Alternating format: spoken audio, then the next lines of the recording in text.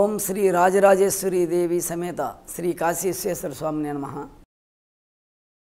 జగద్గురు సుభాష్ పత్రిజీ దంపతులకు నమస్కారం. PMC PSSM మాస్టర్లకు మరియు పిఎంసి ప్రేక్షకులందరికీ కూడా నమస్కారం. మనసు అంతర్ముఖం, శ్వాస ఊర్ధ్వగతి, మనసు బహిర్ముఖం, శ్వాస అధోగతి. ఇది ఏ విధంగా ఉత్తరాయణ దక్షిణాయనలుగా ఉంది అనే విషయాన్ని కూడా మనం ఇప్పుడు తెలుసుకోవాలి. శ్వాస ఎప్పుడు కూడా కిందకి మూలాధార చక్రానికి ఆడితే ఇది దక్షిణాయనం. జీవుడు అమాయకత్వంలో ఉండి అజ్ఞానంలో ఉండి సంసారం అనే ముసలి పట్టుకొని ఉంటుంది. ఇది దైవత్వానికి దూరం చేస్తుంది. ప్రతి ఒక్కరూ మూడు గుణాలకు లోబడే ఉంటారు: రజోగుణం, తమోగుణం, సత్వగుణం. సత్వగుణంలో ఉంటే దానికంటే ఎక్కువ టైం రజోగుణంలో ఉంటే దానికంటే ఎక్కువ తమోగుణంలో ఉంటారు. మనసు బహిర్ముఖం అయితే శ్వాస అధోగతి అవుతుంది. ఈ రెండు దక్షిణాయనమే. కళ్ళు తెరిస్తే సంసారం, నరకం. కళ్ళు మూస్తే మనసు అంతర్ముఖం అయితే శ్వాస ఊర్ధ్వగతి అవుతుంది. మనసు అంతర్ముఖం అయితే పరమాత్మ స్థితి, మోక్షస్థితి. కళ్ళు మూస్తే మోక్షం, కళ్ళు తెరిస్తే నరకం. ఈ కళ్ళు ఎప్పుడు మూస్తామో అంతర్ముఖం అవుతామో శ్వాస కూడా ఊర్ధ్వగతి వస్తుంది. అంతర్ముఖం శ్వాస అయినప్పుడు ఊర్ధ్వగతి శ్వాస అయితే ఉత్తరాయణం అవుతుంది. ఈ శ్వాసలోనే అంతా కిటుకంతా ఉంది. శ్వాస మనకు తెలియకుండా ఆడుతుంది. శ్వాసతో స్నేహం చేయాలా, శ్వాసతో కలవాలా, శ్వాసతో మనసుని రమింపజేయాలా, అప్పుడు ఎన్నో అద్భుతాలు మహిమలు మనకు తెలుస్తాయి. ఇప్పుడు బయట ఒక యాప చెట్టు, రాగి చెట్టు వేస్తాం. దానికి ఒక బొమ్మ పెట్టి ఒక నాగుబావుని, రెండు నాగుబావుల్ని పెట్టి పడిగి పెడతాం. అంటే ఈ ఇడాపింగళ నాళ్ళని బయట మనం రెండు పాములుగా పెట్టి దీంట్లో ఉండే రహస్యాన్ని బయట పెడుతున్నాం. చంద్రనాడి, సూర్యనాడి రెండు పాములు నిరంతరం 2.5 గంట ఆడుతూ ఉంటాయి. ఈ షట్చక్రాలే పూలుగా పెడతారు. చంద్రనాడే యాప చెట్టు, సూర్యనాడే రాగి చెట్టు. ఈ రాగి చెట్టు అగ్నితత్వం, యాప చెట్టు చలవ చేస్తుంది. అది యాంటీబయాటిక్, ఇది యాంటీబయాటిక్. కేవలం ఆ రెండు ఔషధ చెట్ల కింద పిల్లలు లేకపోయినా, చర్మ వ్యాధులు ఉన్నా అక్కడ నయం అవుతుంది మనకి. ఆ చంద్రుడు యాప చెట్టు రూపంలో, ఆ సూర్యుడు రాగి చెట్టు రూపంలో ఉన్నారు. అశ్వత్థ వృక్షం అంటారు. దాని చుట్టూ తిరిగితేనే చర్మ వ్యాధులు, జబ్బులు, తర్వాత పిల్లలు కలగటం ఇన్ని జరిగినప్పుడు ఇంకా స్వయంగా చంద్ర సూర్య నాళ్ళని తో శ్వాస మీద ధ్యాస పెడితే ఈ రెండు ముక్కులు ప్రాణం లోపల పోయే కాడ మనం మనసు పెడితే ఇంకా ఎన్ని ఫలితాలు ఉంటాయి.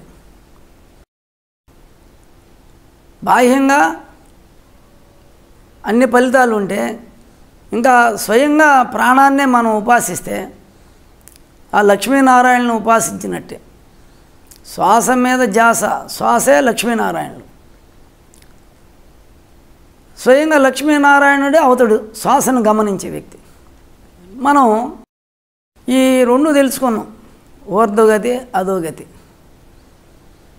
ఇంకా దీంట్లో ముందుకెళ్తే సూర్యరథం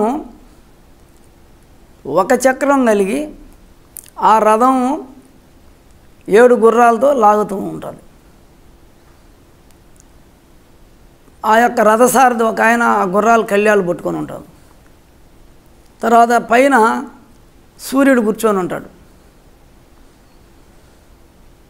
సూర్యుడు రథంలో కూర్చొని ఉంటే ముందు రథసారథి ఉంటాడు, ఆయన ముందు గుర్రాలు ఉంటాయి, 2 కళ్యాలు ఉంటాయి. 7 కళ్యాలు పట్టుకొని ఉంటాడు, 7 గుర్రాల కళ్యాలు. కానీ ఆ రథానికి ఒక చక్రం అంట. ఎక్కడైనా అది విచిత్రంగానే ఉంది కదా, 7 గుర్రాలు ఒక రథం, ఒక చక్రం కలిగిన రథం. ఉత్తరాయణం దక్షిణాయనం 2 వైపులకి ప్రయాణం చేస్తుంది ఆ సూర్యరథం. అదే సూర్యరథం బ్రహ్మాండంలో ఉంటే మన యొక్క శరీరంలో కూడా ఆ సూర్యరథం ఉంది. ఈ శరీరమే సూర్యరథం. కర్మేంద్రియాలు 5 గుర్రాలు, మనసు బుద్ధి కూడా ఆ యొక్క గుర్రాల్లోకి వస్తుంది. ఈ జ్ఞానేంద్రియాలు కర్మేంద్రియాలను కలిపి నడిపేటటువంటి రథసారథి మనసు. ఈ రథసారథిని కంట్రోల్ చేసి గమ్యానికి చేర్చేదానికి వెనక బుద్ధి అనేటటువంటి సూర్యుడు ఉన్నాడు మనకు. అక్కడ సూర్యుడే ఈ శరీరం రథంలో బుద్ధి రూపంలో ఉన్నాడు. మన బుద్ధి ఆ సూర్యుడు, ఇద్దరు ఒకటే. ఆ రథసారథే ఈ మనసు, ఇక్కడ ఉండే మనసు. ఈ శ్వాసే ఆ 7 గుర్రాలకి కళ్యాలు. ఈ ఇంద్రియాలు స్వాధీనం కావాలంటే శ్వాస స్వాధీనం చేసుకుంటే మన ఇంద్రియాలు స్వాధీనం అవుతాయి. ఈ మనసు చేతిలోనే ఉన్నాయి 10 ఇంద్రియాలు, అవే అక్కడ గుర్రాలుగా ఉన్నాయి. ఇంద్రియాలు గుర్రాలు. ఈ శ్వాస ప్రతి ఇంద్రియాన్ని స్వాధీనం చేసుకునేదానికి ఆ కళ్యాలు చేతిలో పట్టుకొని ఉంటాడు. కాబట్టి ఈ రథసారథి మనసు ఈ ఇంద్రియాలని శ్వాస రూపంలో అదుపు చేస్తూ ఉంటాడు. అక్కడ ఒక్క చక్రం ఉంది ఆ యొక్క రథానికి. కానీ ఇక్కడ ఈ 2 చక్రాలు, 2 శ్వాసలు ఉన్నాయి మనకి. కానీ ఏదో ఒకటి ఆడుతుంది కాబట్టి ఒక్క చక్రమే. ఈ రెండిట్లో 2.5 గంట మారుతూ ఉంటుంది సూర్యనాడి చంద్రనాడి. అంటే ఈ శరీరాన్ని నడిపించేది ఒక స్వరమే. అందువల్ల అక్కడ రథానికి ఒక చక్రం, ఈ రథానికి, ఈ శరీరం రథానికి ఒక చక్రమే ఉంది. ఏదో ఒకటి ఆడుతుంటుంది. మనం దీన్ని గమనించి ఆ రథమే మనలో ఉంది. ఆ రథం ఎట్లా అయితే ఉత్తరాయణం దక్షిణాయనం ఉందో ఈ శరీరం కూడా ఉత్తరాయణం దక్షిణాయనాలు ఉన్నాయి.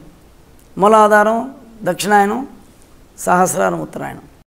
శ్వాస అధోగతి ఆడితే దక్షిణాయనం, శ్వాస ఇక్కడే నిలబడిపోతే హంసజపం ఇక్కడే ఒక్కించి ఆడితే ఉత్తరాయణం. కానీ సాధకుడు యోగి 2 నాళ్ళు ఆడించినప్పుడు, శ్వాస మీద ధ్యాస పెట్టినప్పుడు ఎప్పుడు ఉత్తరాయణం యోగికి 2 స్వరాలు ఆడిస్తాడు యోగి. 2 స్వరాలను భ్రూమధ్యంలో గమనిస్తున్నాడు. ఈ 2 శ్వాసలను భ్రూమధ్యంలో కలుపుతున్నాడు త్రికోటంలో. ఈ 2 శ్వాసలను గమనిస్తున్నాడు కాబట్టి యోగి ఎప్పుడు ఉత్తరాయణమే.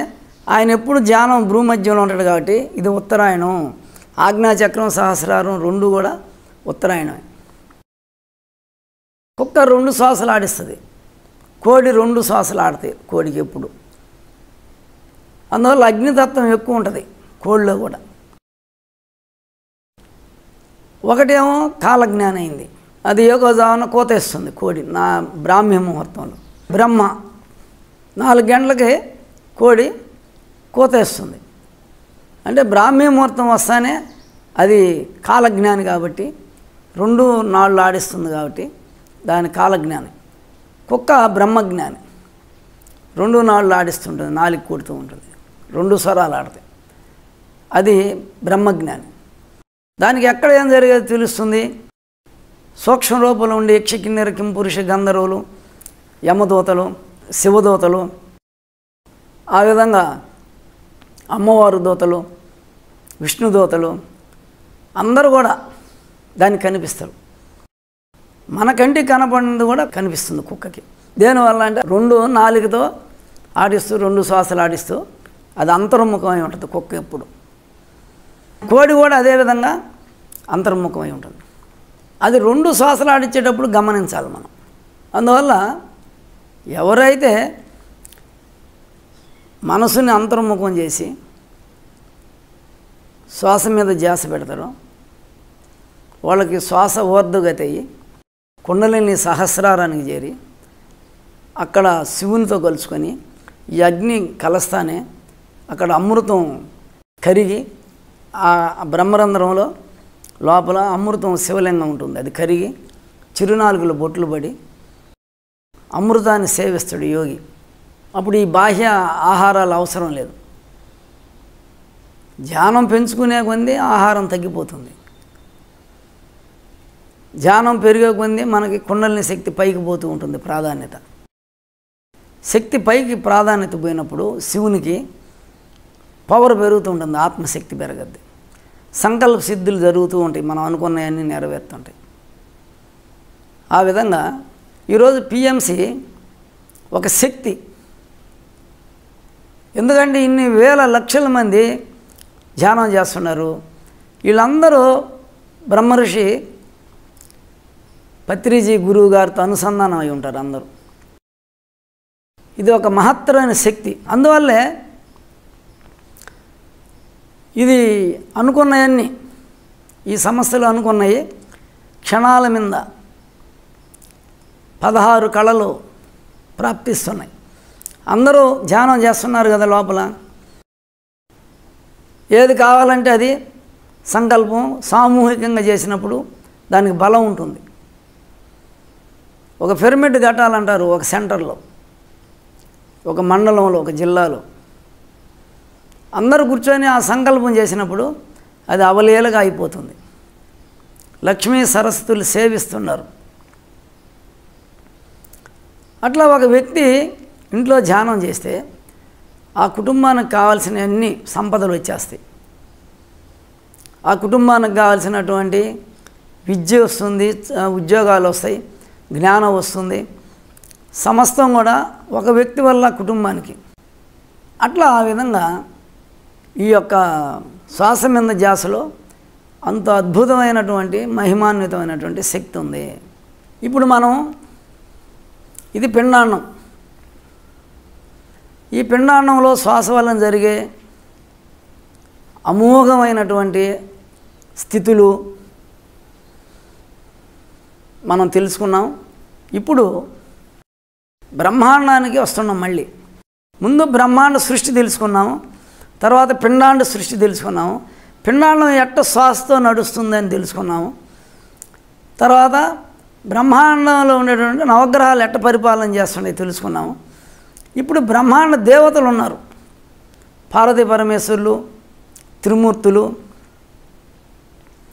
వాళ్ళు ఏ విధంగా పంచానన దేవతలు ఉన్నారు, వాళ్ళు ఏ విధంగా మనం తెలుసుకోవాలి. అంటే ఈ శరీరంలో బ్రహ్మాండం ఉండే దేవతలు కూడా ఈ శరీరంలో ఎలా ఉన్నారు, ఈ పిండాండ దేవతలు బ్రహ్మాండంలో ఎలా ఉన్నారు, ఆ బ్రహ్మాండ దేవతలు దేవాలయాల్లో విగ్రహ రూపంలో ఎట్లా ఉన్నారు అనే విషయం ఇప్పుడు మనం తెలుసుకుంటున్నాం. ఈ శరీరంలో మూలాధారంలో గణపతి ఉంటాడు, సిద్ధి బుద్ధి సమేత మహాగణపతి. స్వాధిష్టాన చక్రంలో సరస్వతి బ్రహ్మ ఉంటారు, బొడ్డులో లక్ష్మీనారాయణ ఉంటారు, హృదయస్థానంలో పార్వతీ పరమేశ్వరులు, శివపార్వతులు అంటారు. సహస్రారంలో పార్వతీ పరమేశ్వరులు, హృదయస్థానంలో శివపార్వతులు. ఇక్కడ భువనేశ్వరి సమేత సదాశివుడు ఉంటాడు. ఇక్కడ అంటే ఆ దేవతా తత్వం ఉంటుంది. దేవతలు అంటే తత్వం ఉంటుంది, వెలుగు. ఇక్కడ వచ్చేసి మహేశ్వరుడు ఉంటాడు, ఇక్కడ పరమేశ్వరుడు ఉంటాడు. ఈ మహేశ్వరుడు మహేశ్వరి, పరమేశ్వరుడు పరమేశ్వరి, కామేశ్వరుడు కామేశ్వరి, విశ్వేశ్వరుడు రాజరాజేశ్వరి, రాజరాజేశ్వరుడు రాజరాజేశ్వరి అనొచ్చు. అట్లా మనకి మొత్తం 7 చక్రాల్లో 7 మంది దంపతులు దేవతలు ఉన్నారు. వాళ్ళు సూక్ష్మంగా ఉన్నారు. అది ప్రాణాయామం చేసినప్పుడే నీకు తెలుస్తుంది. అదేవిధంగా దీన్ని పంచానన దేవతలు అంటారు. బ్రహ్మ, విష్ణు, ఈశ్వరుడు, సదాశివుడు. మూలాధారంలో గణపతి, బ్రహ్మ, బొడ్లో విష్ణు, ఈశ్వరుడు, సదాశివుడు, మహేశ్వరుడు, పరమేశ్వరుడు. ఈ కంఠానికి కింద 5 మంది పంచానన దేవతలు ఉన్నారు. కంఠానికి పైన మహేశ్వరుడు, పరమేశ్వరుడు. కానీ ఇక్కడ ప్రకృతి లేదు. కంఠానికి కింద ప్రకృతి ఉంది, తర్వాత పరమాత్మ ఉంది. ప్రకృతి పరమాత్మలు కంఠానికి కింద ఉన్నారు. అదే బయట బ్రహ్మాండ దేవతలు బయట ఉండేటటువంటి పార్వతీ పరమేశ్వరులు, పరబ్రహ్మ స్వరూపంగా ఉన్న పార్వతీ పరమేశ్వరులు, త్రిమూర్తులు, ఓంకారం, ఇవన్నీ కూడా బ్రహ్మాండంలో ఉంటాయి పైన. తర్వాత త్రిమూర్తులు కూడా ఉన్నారు కాబట్టి ఆ పార్వతీ పరమేశ్వరుల సంతానం గణపతి, సుబ్రహ్మణ్య స్వామి ఉన్నారు. ఈ నవగ్రహాలు ఉన్నాయి. అవన్నీ దేవస్థాన రూపంలో ఉన్నాయి. ఇప్పుడు బయట దేవాలయాల రూపంలో గణపతి, సుబ్రహ్మణ్య స్వామి,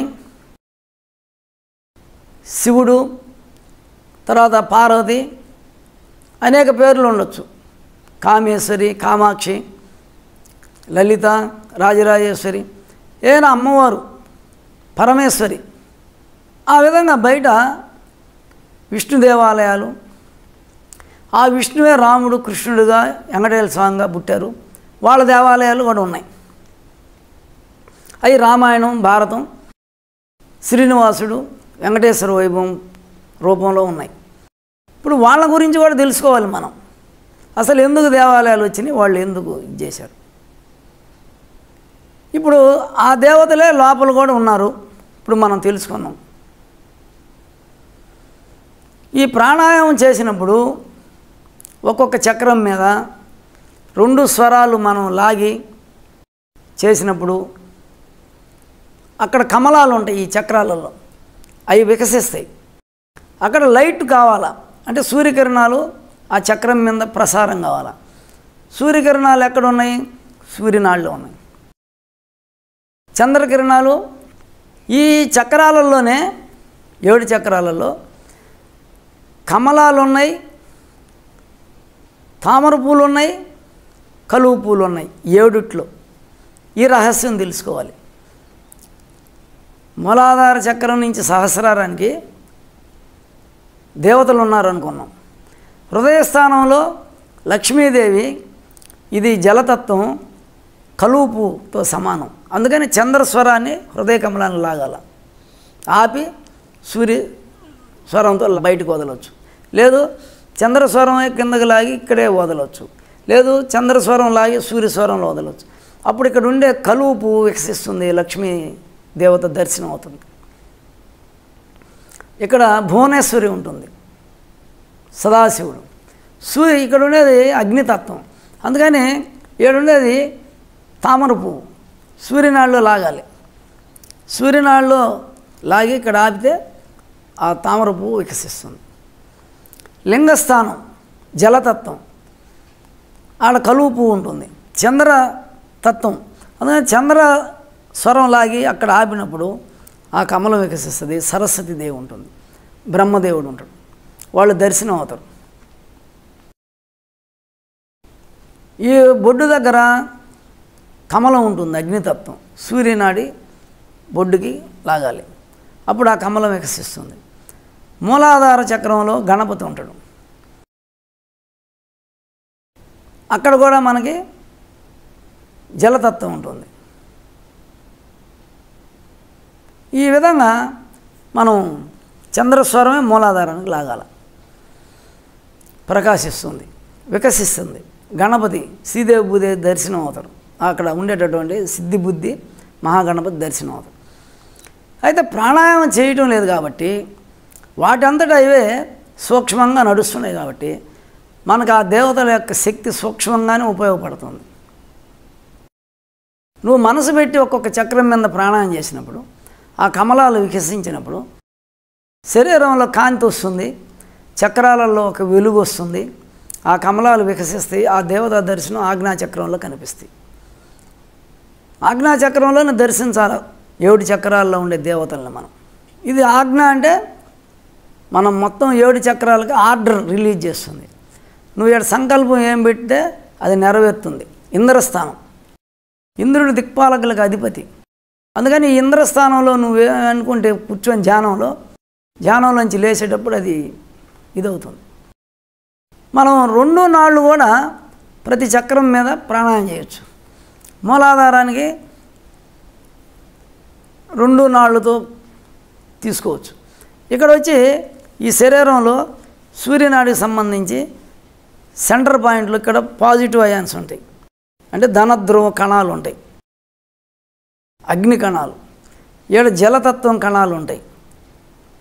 ఈ సగభాగం నడిపాపటి నుంచి శరీరానికి సగాన్ని కట్ చేస్తే ఈ తల నుంచి సూర్య యొక్క పాజిటివ్ అయాన్స్ 5 నాళ్ళు ఈ భుజం మీద నుంచి ఈ చేతిలోకి వస్తాయి. ఇక్కడ జాయింట్ అయ్యి పాదాలకు పోతుంది. అదేవిధంగా ఇక్కడ ఎడమ ఇది రుణధ్రువం. ఈ అయాన్స్ నెగటివ్ అయాన్స్ ఇక్కడి నుంచి ఈ చేతికి వచ్చి ఈ భుజం మీద నుంచి 5 నాళ్ళు పైది ఉంటాయి, అరిచేతిలోకి వస్తాయి. ఇక్కడ 5 నాళ్ళు ఉంటాయి, ఇక్కడ 5 నాళ్ళు ఉంటాయి. డాక్టర్లు పూర్వం ఈ నాళ్ళు 5 నాళ్ళు పంచభూతాలు ఇక్కడ జాయింట్ అయ్యి మళ్ళీ ఈ యొక్క 5 పంచభూతాలకు సంబంధించిన ఈ థైరాయిడ్, హృదయం, లంగ్స్, పెద్ద పేగులు, కిడ్నీలు, బ్లాడరు వీటన్నిటికి కనెక్షన్ అయ్యి 5 పాదాలకు పోతాయి తొడలో నుంచి. ఈ ఎడం పక్క కూడా ఇక్కడ జాయింట్ అయ్యి 5 పాదాలు పోతాయి. పాదాలలో అన్ని అవయవాలకు సంబంధించిన ఎండింగ్ పాయింట్స్ ఉన్నాయి. కుడి కాలులో ఎనర్జీ బయటకు వస్తుంటుంది, కుడి చేతులు ఎనర్జీ బయటకు వస్తుంది. ఎడం కాలు రిసీవరు, ఎడం చెయ్యి రిసీవరు. దీంట్లో నుంచి బయటకు వస్తుంటుంది. కుడి కన్నులో నుంచి ఎనర్జీ వస్తుంది, కుడి చేతిలో నుంచి ఎనర్జీ వస్తుంది. అంటే అన్నీ 5 నాడుల్లో నుంచి. ఏ నాడి బలహీనంగా ఆడుతుంది, వాతం చేరింది ఆ నాడికి, ఏ అవయవం బలహీనంగా ఉందంటే ఇక్కడ ఆ బీటింగ్ చూస్తాడు. బీటింగ్ చూసి 5 నాళ్ళలో ఈయనకి ఏ ట్రబుల్ ఉంది, థైరాయిడ్ ఉందా ప్రాబ్లం, లేదు లంగ్స్ బాగలేవా, లేదు హార్టు, అట్లా ఈ పెద్ద పేగులు సరిగ్గా అక్కడ ఆ బీటింగ్ ఎన్నిసార్లు కొట్టాలో అన్నిసార్లు కొట్టకపోతే అది వీక్ ఉన్నప్పుడు అప్పుడు దానికి అగ్నితత్వంగా పౌడర్లు ఇస్తారు. త్రికటు, త్రిపల ఇచ్చినప్పుడు అక్కడ వాతం పోతే అవి ఫంక్షన్లోకి వస్తాయి. అందువల్ల ఈ 2 కలిపితే క్లోజ్ అవుతుంది ఎనర్జీ. దీంట్లో ఉండే ఎనర్జీ దీంట్లో పోతుంది. పాదాలు 2 కలిపితే కుడికాల్లోంచి ఎనర్జీ పోతుంది. ఇట్లా బ్రేక్ అండ్ మేక్ చేస్తే ఈ పాజిటివ్ అయాన్స్ ఈ చేతిలోకి వచ్చి ఈ చేతి గుండా లోపలికి పోయి ఏమవుతుందంటే బ్రేక్ అండ్ మేక్ జరిగి ఇక్కడ సెల్స్ ఛార్జ్ అయ్యి ముఖం బ్రైట్గా వచ్చి బ్రెయిన్లో జ్ఞాపకశక్తి పెరుగుతుంది, బాగా నిద్రపడుతుంది, పాజిటివ్ థింకింగ్స్ వస్తాయి. అందుకని మన వాళ్ళు హరే రామ్ భజన పెట్టారు. ఇది వచ్చి సూర్యనాడికి చెందింది రా, ఇది వచ్చి చంద్రనాడికి సంబంధించి రామ రామ రామ అంటే ఈ 2 కలిపితే మన నోటితో అనబడలే రామ రామ అనే. అప్పుడు సైక్లింగ్ జరుగుతుంది, బ్రేక్ అండ్ మేక్ జరుగుతుంది. Energy break and make charge అవుతుంది. బ్యాటరీ అట్ట ఛార్జ్ అవుతుంది, మన బ్రెయిన్ ఛార్జ్ అవుతుంది. అంటే మన బ్రెయిన్ మనమే ఛార్జ్ చేసుకోవచ్చు. ఇది యాక్టివ్నెస్ వస్తుంది. ఇది ఇట్లా కలిపి ధ్యానం చేస్తే ఈ యొక్క సర్క్యూట్ క్లోజ్లో ఉంటుంది. అందుకని ధ్యానంలో ఉన్నప్పుడు ఈ 2 ఇట్లా కలిపి పెట్టుకోమని చెప్తాం. కలిపి పెట్టుకుంటే దీంట్లో ఉండే ఎనర్జీ దీంట్లో ఫ్లో అయ్యి బ్రెయిన్లో ఒక ఎనర్జీ లెవెల్ పెరిగి బ్రెయిన్లో ప్రకాశవంతమైనటువంటి ఒక వెలుగు వస్తుంది. ప్రేక్షకులందరికీ కూడా కృతజ్ఞతలు.